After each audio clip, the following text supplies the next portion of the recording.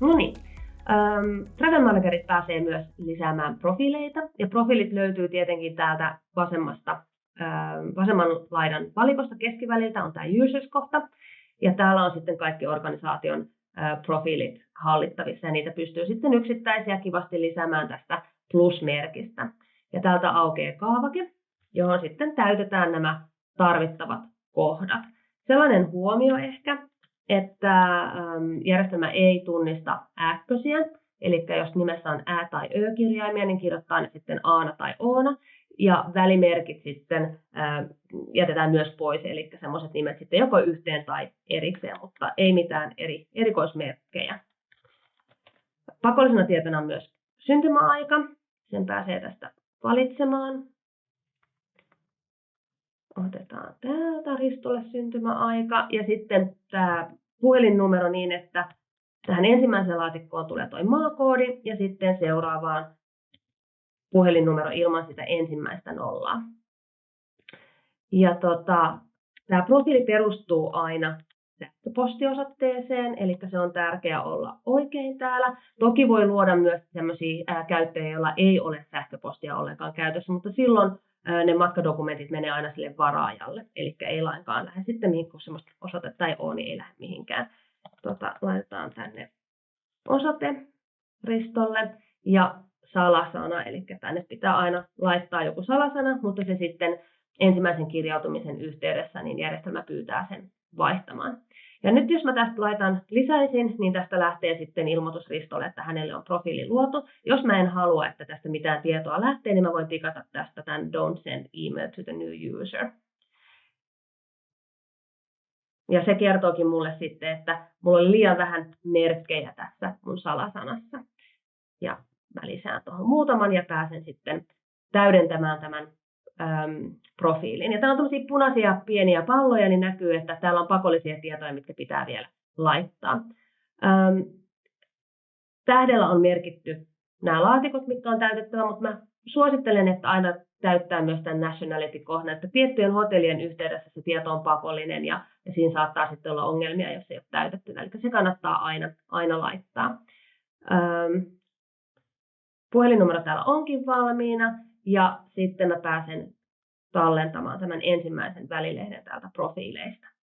Seuraavaksi on kustannuspaikka, eli jos tämmöisiä on valittu teidän organisaatiossa, niin niitä pääsee sitten lisäämään tässä vaiheessa tälle käyttäjälle. Ja seuraava kohta on User Advanced Setup, ja tämä on ehkä tämä kaikkein tärkein kohta. Ja mä unohdin tuossa seivata välissä, ja nyt mä pääsen sitten tälle seuraavalle puolelle. Eli ensimmäinen kohta on Travel Policy, tämä matkaehto, ja niitä on sitten on ennalta tänne luotu, jos niitä on organisaatiolla käytössä, ja mä pääsen tästä valitsemaan sitten sen, mikä tätä käyttäjää koskee. Ja seuraavana valitsen sitten käyttäjäroolin, näitähän oli useampia, eli täällä on Travel Manager, jolla on nämä kaikki oikeudet. Sitten meillä on tämmöinen bookeri, joka pystyy varaamaan vain itsellensä. Ja sitten voi olla tämmöinen arranger, joka pystyy varaamaan itselleen ja muille, mutta hän ei pääse sitten näihin taustatoimintoihin käsiksi. Eli nämä on ne 3 käytetyintä. Ja näitä pystyy itse myös luomaan. Täällä on oikeassa laidassa tämmöinen create a new role, ja niitä pystyy sitten itse nimeämään ja antamaan niitä eri oikeuksia. Mutta valitaan tästä Ristolle nyt ihan tämä kaikkein tavallisin, eli tämä booker-rooli, niin hän pääsee sitten itsellensä niitä varauksia tekemään.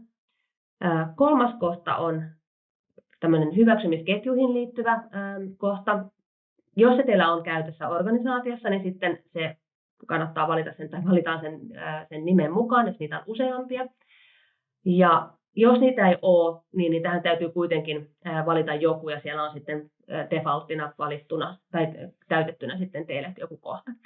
Hyvä huomio ehkä on se, että tämä ensimmäinen laatikko on se, mitä yleensä täytetään. Jos tähän toiseen laatikkoon valitsee, niin se tarkoittaa sitä, eli että se hyväksymispyyntö lähtee aina ja kaikista varauksista, oli se sitten sen matkaehdon sisä- tai ulkopuolella. Eli kannattaa aina laittaa se tähän ensimmäiseen, ellei sitten haluta niin, että kaikista lähtee hyväksymispyyntö sitten nimetyillä henkilöillä. Arrangers-kohta sitten on taas sellainen, että tähän valitaan henkilöitä, ketkä Ristolle saa varata näitä lentoja. Eli aina täytyy nimetä sitten nämä henkilöt. Mä voin täältä valita itseni. Ja sitten jos mä haluan myöskin, että hänellä on muitakin varaajia, niin mä pystyn heidät tästä sitten lisäämään. Sitten täällä on viimeisessä kohdassa tämmöinen esihenkilön tiedottamiskohta. Eli jos halutaan, että ton profiilin henkilön esihenkilö saa tiedon tästä reissusta, niin sitten mä pystyn hänet myös tänne lisäämään. Ja nyt on kaikki pakolliset kohdat täytettynä, mutta sitten tänne pystyy vielä välilehtiä on muitakin, eli passitietoja täyttämään tai sitten vaikka lentoyhtiön bonuskortteja. Mä voin näyttää tästä itse asiassa, miten tämä tehdään, vaikka Finnairin korttinumero. Valitaan lentoyhtiöstä ensin ja usein Finnairilla siinä kortin edessä lukee se AY, niin jätetään se tästä pois, koska tämä Finnair jo indikoi sitä, että se on AY, eli Finnairin korttinumero, eli laitetaan tähän seuraavan kohtaan vain nämä numerot. Nämä myöntämispäivät ja sen voimassaolon päättymispäivä ei ole pakollisia, ja kun tämä korttinumero on syötetty, niin mä painan vielä add, niin sitten se lisää tänne tämän Finnairin kortin numeron, ja näitä voi sitten eri lentoyhtiöille tänne lisätä, ja mä pääsen sitten tallentamaan tiedot tästä Save-nappulasta. Täällä profiilitiedossa on sitten myös eri hälytyksiä. Tää pystyy salasanaa muuttamaan, jos haluaa, tai pääkäyttäjä haluaa, vaikka joku käyttäjistä on omansa hukannut, niin se pystyy resetoimaan täältä. Ja sitten täältä pystyy myös lisäämään tämmöisiä vierasprofiileja, mutta katsotaan niitä sitten toisessa videossa lisää.